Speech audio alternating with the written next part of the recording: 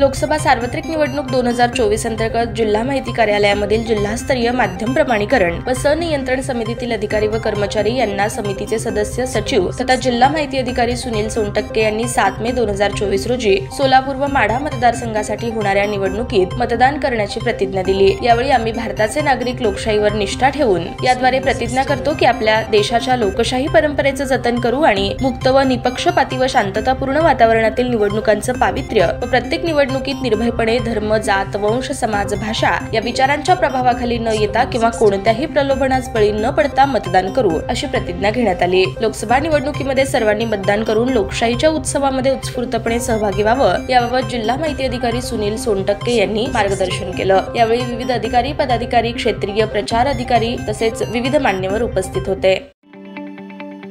ताज्या बातम्या पाहण्यासाठी प्राईम महाराष्ट्र न्यूज चॅनलला सबस्क्राईब करा।